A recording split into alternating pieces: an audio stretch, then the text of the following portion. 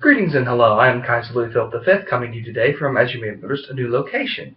We haven't been very active lately, but there is a good reason for this. The reason is that we have moved. I am now attending college, and I have moved into a dorm, and it's a very nice dorm. And I just have been too busy to really update the page much, aside from, one thing a day or something like that. A lot of times the reason I don't comment on issues is because I think other people have said it better, and my opinion has already been expressed, and therefore I don't feel the need to really share it unless it's been brought up again, because I hate being redundant. However, I would like to discuss something very recent, which just happened and if you notice I'm trying to be quiet, it's because, again, I'm in a dorm, and I don't want to be too super loud, or otherwise, I might disturb my neighbors. But really, what I want to talk about specifically is Michael Voris' latest video titled simply, Get Out, addressing the homosexual clergy within the Catholic Church who he believes are responsible for a lot of the problems recently that we've seen in the church. I don't doubt that there are certain members of the clergy who are homosexual or have sympathies with the LGBT movement. I don't doubt that to be true. I know it is true that those people exist. I know for a fact that there are many who are trying to change the traditional teaching of the church on several subjects. It doesn't take a genius to figure this out. When liberal commentators who know nothing of church history start noticing these new trends emerging, then you have to notice that something is going on, even if you've had your head buried in the sand this whole time. I consider myself someone who respects Michael Voris and his apostolate churchmilitant.tv, but see, I'm at a bit of an impasse because there's a certain class of people I really don't like, and that would be profiteers. Now, I didn't say businessmen, I said profiteers. There's a distinct difference between a businessman who engages in business and commerce and profit for the benefit of himself and his family and his community. There's a distinct difference between that and someone who is simply in it for profit. And what I mean by that is someone who will literally do anything to get that last tiny dollar, lay people off, cheat their employees, lie on their taxes, fraud, anything really to just, save that extra buck. Those are the kind of people I really don't like. I especially don't like people who put themselves in a position to profit off of other people's misfortune. Let's be real here, ladies and gentlemen. The Catholic Church is in a serious state of misfortune right now. It is drowning under a sea of inadequacies, failures, and, in general, absolute, unrelenting aggression from opposing sides, and in many cases, from sheer, absolute ignorance. By that I mean, we're being ignored, And really, there's been a large response from this to this among Catholics. We've had people, organize groups and sound the call, and try to bring attention to the fact that something is wrong. But it's interesting to me that what all of these different prophets have in common is they charge people to hear what they have to say. That's interesting to me. Of course, when I first became a traditional conservative, I didn't see much wrong with it. I just said, well, they got to put food on the table somehow, and we got to get the message out somehow. So hey, it's not that big of a deal, I suppose, right? I'm now in disagreement. Being a Catholic and a traditional conservative for around 5 years, I've noticed certain trends within the trad movement. That being that most of these prophets and newspapers and calls to action are little more than ego-stroking. Absolutely pointless, empty, vainglorious ego-stroking. That's all it is. There's no weight behind it. There's no force to it. There's no point to it. It's quite literally and simply making people comfortable in their already present ideas and delusions. It's why I hate most Christian movies these days, because quite frankly, they're not being challenged. You're being affirmed in your beliefs. You're not creating art. You're giving people a media pat on the back. You're not accomplishing anything. You're just making people feel better and then having them pay for that right to feel better. Michael Voris is, in this case, in my opinion, little better than the prostitute. The term he used in his video. And as someone who's worked in efforts to, lessen prostitution, who has donated directly to these causes, and helped directly, from an independent standpoint and from personal experience, who has dealt with people who've been stuck in this lifestyle, there are very, very, very, very few women on the streets of America right now, somewhere selling themselves for money, who want to be prostitutes. There are very few of them. I promise if you find them, they have not been doing the job for very long. As I was saying, it's an uncomfortable subject for some of you, but hey, it happens. And I think one of the biggest issues is we ignore our problems rather than try to solve them. And to compare prostitution in some way at all to, these homosexual men, these clergy, is to me erroneous and absolutely, completely ignorant and irresponsible. It's provocative, which is exactly what most of Michael Voris's videos have become in these last few years. They've become clickbait, provocative images and titles to get people to click and hear what he has to say, only to discover he said nothing of consequence at all. The difference is he has a nice, wonderful TV studio behind him and some nice little special effects. Woo! I know how to work a green screen too. So do most people who have any knowledge of media. And though I can't say I disagree with Michael Voris' sentiment, I too am frustrated with individuals in the church who are trying to change the teaching, who are trying to corrupt its purpose. I am very frustrated with these people. But, you see, I have this opinion when it comes to any kind of action or large group movement, and that opinion would be that before you can go out to face the enemies beyond your walls, you must face the ones within. And to say the traditional movement has enemies within its walls would be an absolute understatement to anyone who's been paying attention. Let's be real here, people. As usual, liberals, and I hate the two parties, I hate the liberal-conservative dichotomy, it's so incorrect, but it's the one we're forced to work with, so let's work with it a little bit. Liberals, as usual, don't have many things you have to agree with them on to be on their side. You just have to benefit in some way from the changes they will bring about, and then, boom, you get a t-shirt, you get a little Republican hat, you get to join the party, yay.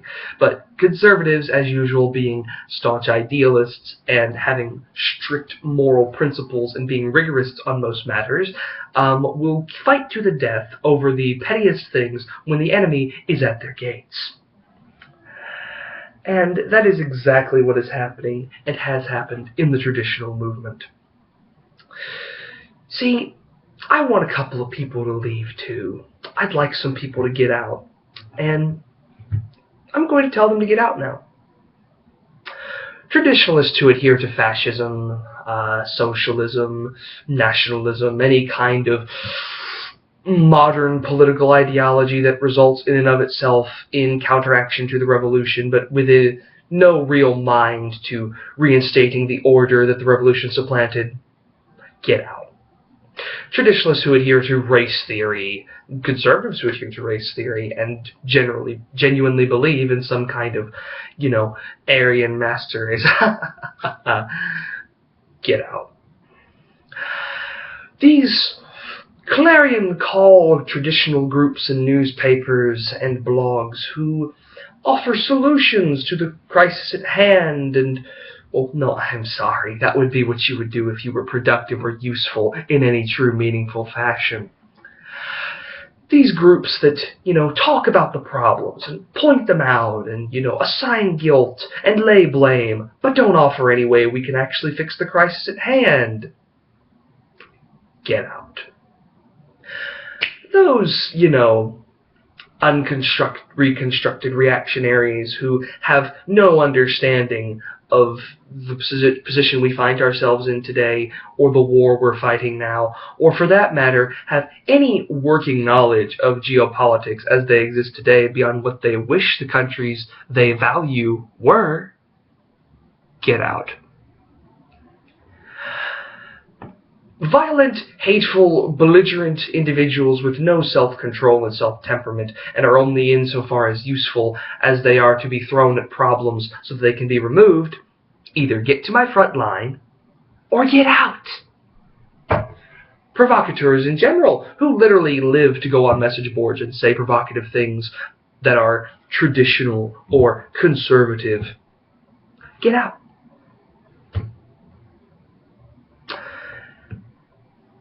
Quite frankly, I've had it with the way the traditional movement has been going. The fact is, no one wants to talk about the situation we find ourselves in right now.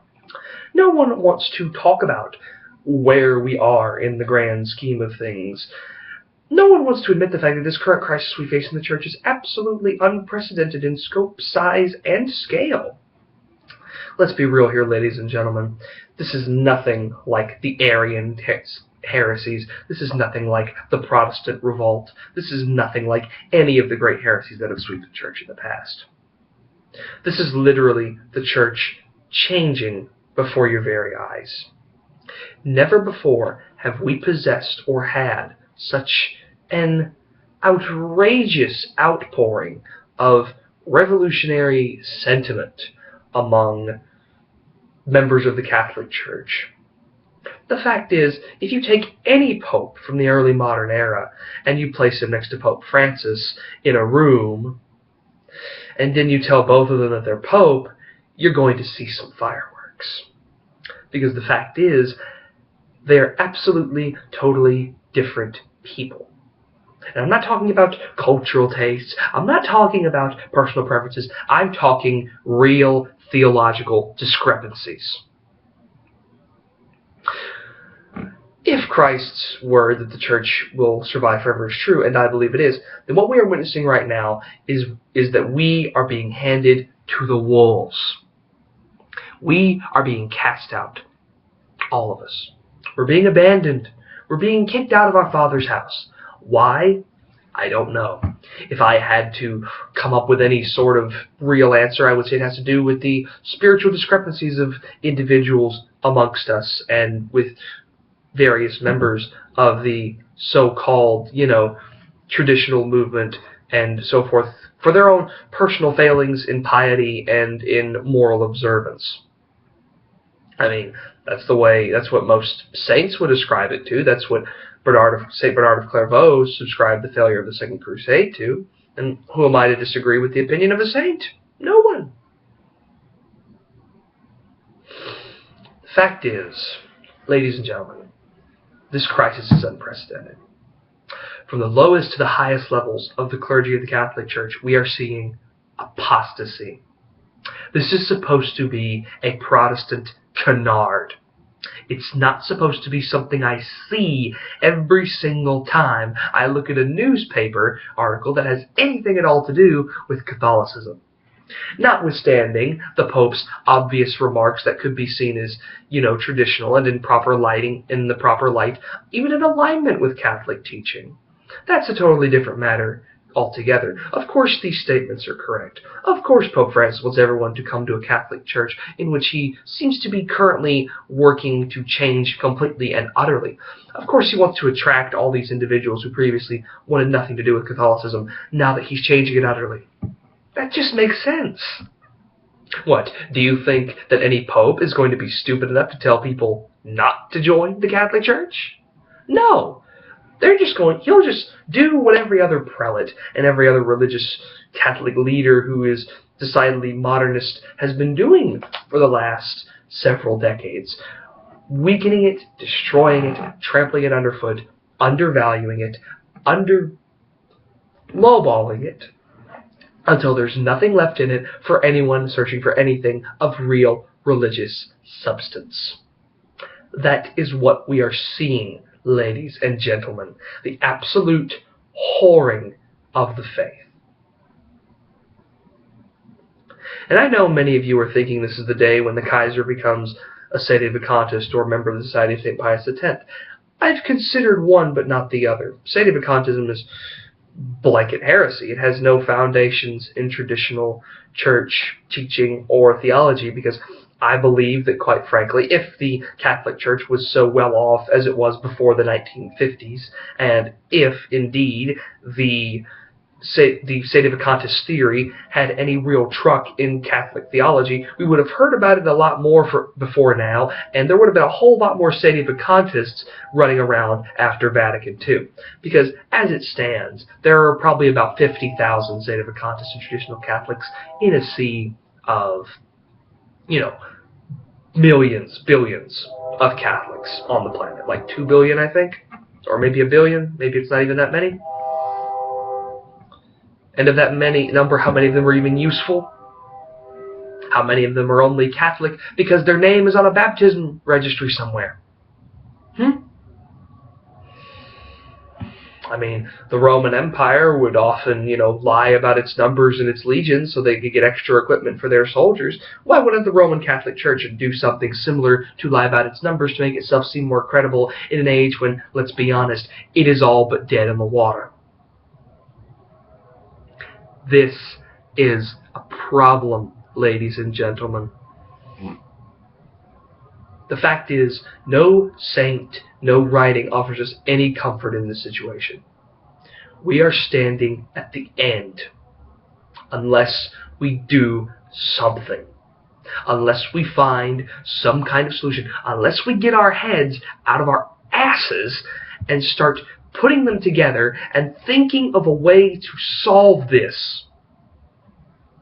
We are going to witness the death of Catholicism in the lifetimes of our grandchildren.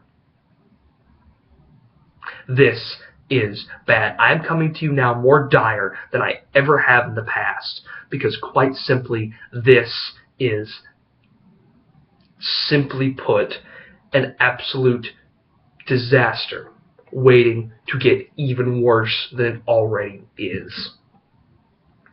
We have got to get rid of these people who are profiting from just crying out in the wilderness, telling people what they already know, to comfort them in to feed their anger, their bitterness, their, outrage, the people I'm talking about, these newspapers, these editorials, these blogs, these websites. I don't charge people anything to join the NSIR. I don't make them pay dues. I don't make them pay for content, because I don't think you can put a price on something this important. I don't want anyone to be excluded from this on the basis that they can't afford membership like it's some kind of country club. Because it's more than that. It is the lay awakening of Catholicism. It is standing up and saying, we have had enough. I'm sick and tired of watching these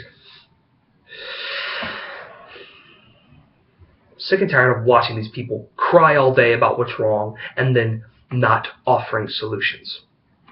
I'm sick and tired of reading stupid conservative columns on the internet written by Catholics who are either fascists, nationalists, or some other brand of political ideology that just thinks wanton violence will solve everything. And I'm a military man, and I heartily agree that sometimes some people just need to be punched in the face. But I don't think mob action is going to solve anything or do us any favors. And if you think it will, you're kidding yourselves.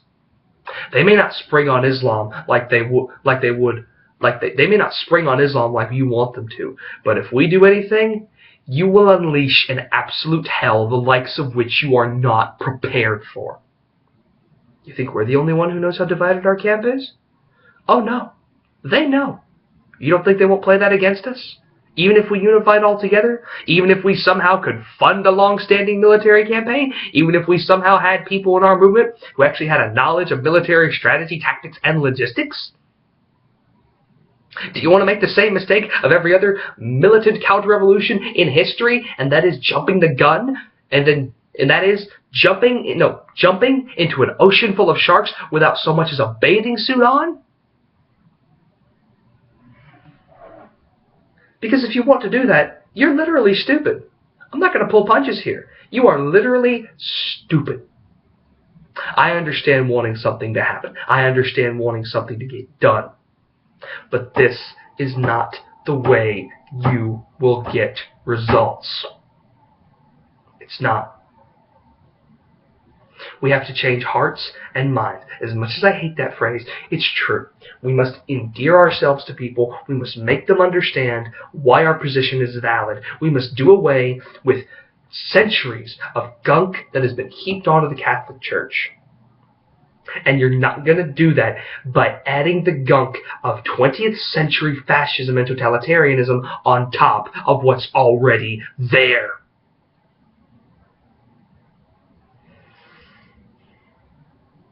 I still can't believe some of the things I've seen about how, conservatives and Europeans should take a lesson from, the Islamic militants who attacked Charlie Hebdo. I still can't believe I'm reading those. I want to believe they're not real. And I will continue to believe they're not mainstream until I have irrefutable proof otherwise. Because I simply can't believe people are that stupid.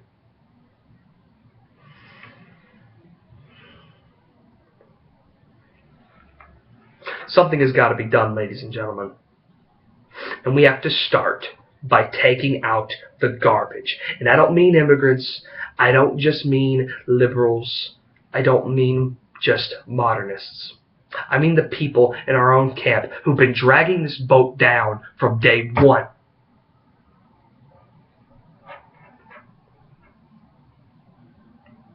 They've got to go. Because they're going to ruin this whole movement before it ever even gets up off the ground. We've got to stop giving these people money who are not offering any solutions, who aren't doing anything.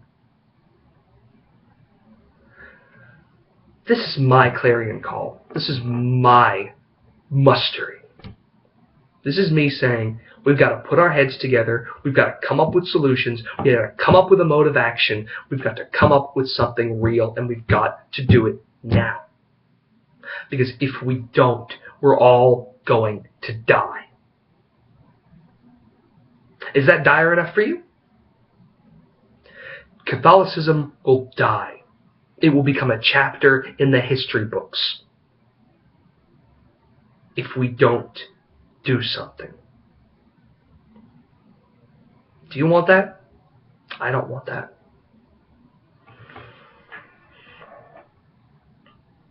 So this is what I'm asking all of you. It's time to put our heads together, come up with some real action, and think. It's time to take out the trash in our own movement. It's time to unify, solidify, and do something. It's time to come up with real concrete solutions to the crisis we see in the church today. Anyone who is interested in doing that, join the NSIR. Follow the links below in this description and join. Message me, help you, so we can all help each other.